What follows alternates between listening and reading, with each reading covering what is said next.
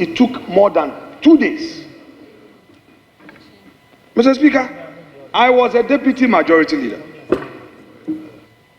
And what I did was that when the minority were going through their questions, I would take note and come back to do what I call re-examination so that we'll fix it.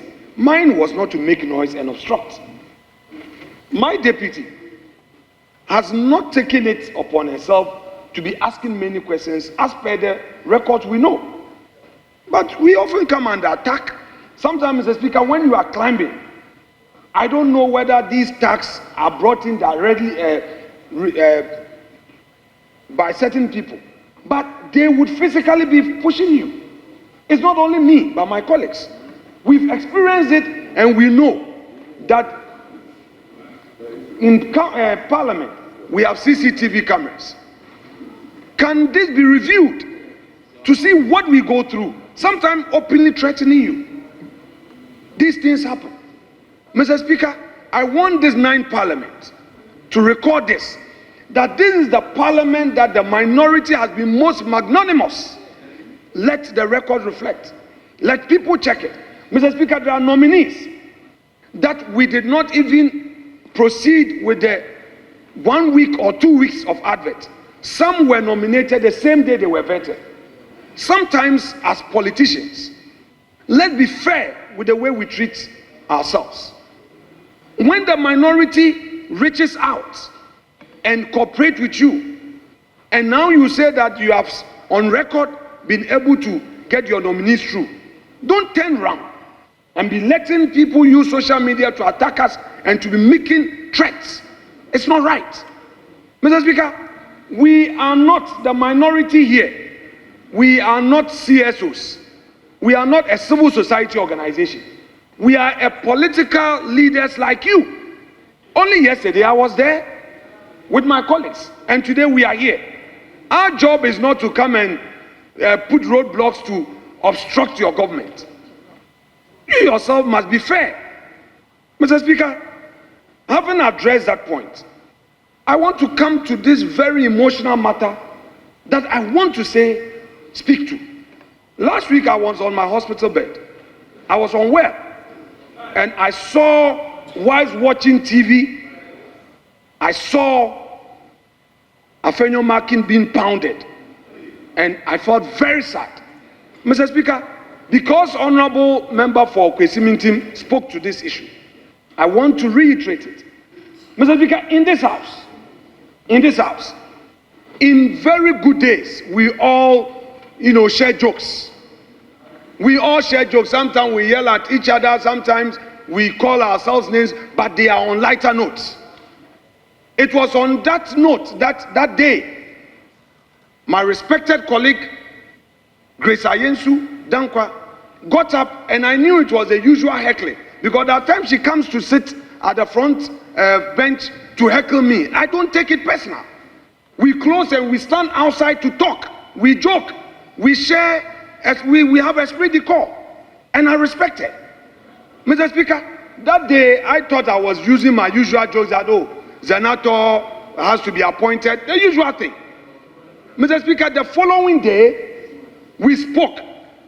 Honorable Dorcas Tofe, Honorable Jeti Kwesi, and my good self, we met in the office, the new office that has been given to the leadership.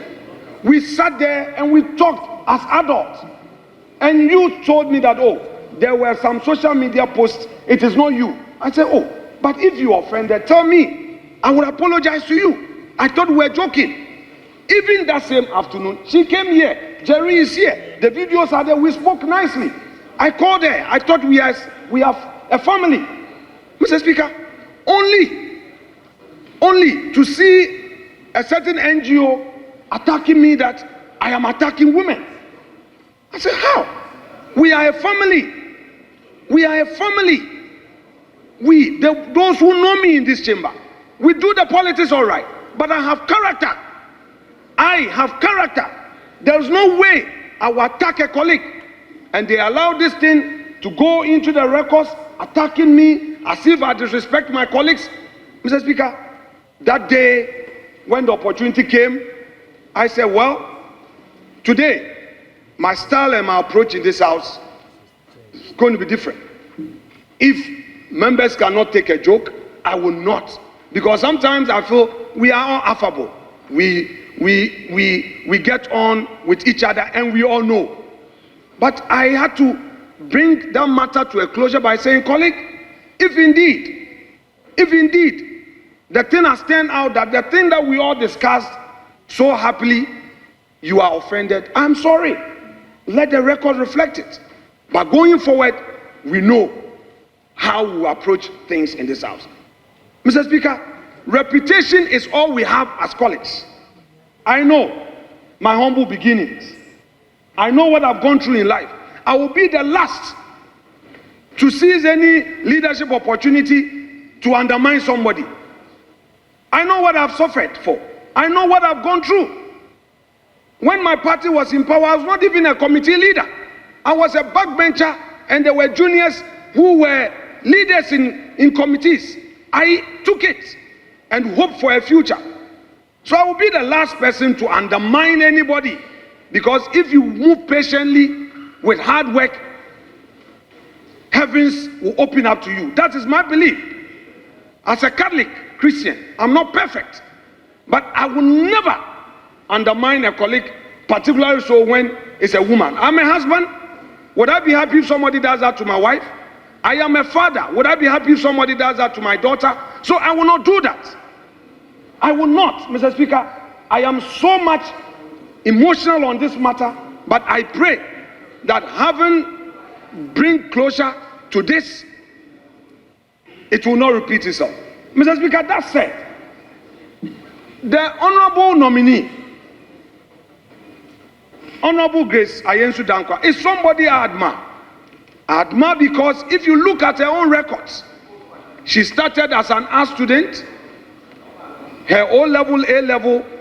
For somebody that if you look at her results, then she becomes a medical doctor. This is somebody to admire. And I respect and I admire her. And she knows that. And it's a reason why we are by consensus dealing with this report and saying that we don't need to take a vote. Mr. Speaker, Honorable Member for Kwesi Mintim also said something about a statement being made about the nominee, Honorable Grace Ayensu Dankwa. Mr. Speaker, because we are working for records, I want to clarify. As a practice, whenever the committee is seized with nominees, the committee writes to authorized agencies for character reference.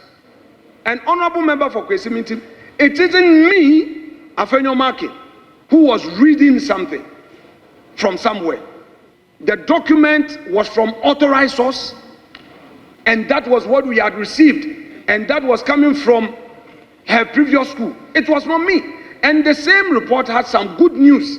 She had some positive remarks coming from some of her referees. So I wanted to give her the opportunity to say something to clear it, not to embarrass her. That shouldn't be my style. I wanted her to have the opportunity to clear the issue so that we put it to a peaceful rest. So that is what was done. So colleagues, let us understand the work we are doing. Sometimes we are also at pain. When you are supposed to vet, you are not going to embarrass your colleague. And colleagues, you would also note that it is not every nominee that we vet. Some of it, they come, we say, oh, it's okay, please move. I never vetted any of the regional ministers. Has the record forgotten that one? Even the 4 nominees, how many of them did I spend time on? So let's not get into the public space to destroy the reputation of people who are really enriching good governance and enriching democracy. Mr. Speaker, I want this to be on record. When Honorable Akando was a deputy ministerial nominee, it took the support of the minority, 2015, to back him. Today, he is a minister of state, health minister. It is the minority then here. We were here. We spoke in favor of that nomination. When he himself was under attack from his side, Hansard would bear me out. So we are not here to obstruct your government. We are here to do our job just as you did when you were in opposition, to hold your feet to the fire, be constructive in what we are doing, to be objective, to be fair.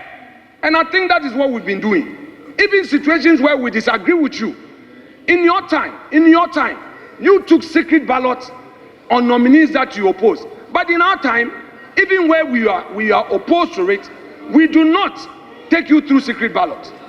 Colleagues, let us no. I need to take this in off my chest. I mean no ill when dealing with colleagues. I know we are all a family, and I believe that I deserve that equal treatment. Colleagues, those of you who have lived here long enough know me. It is about me, and I care about it.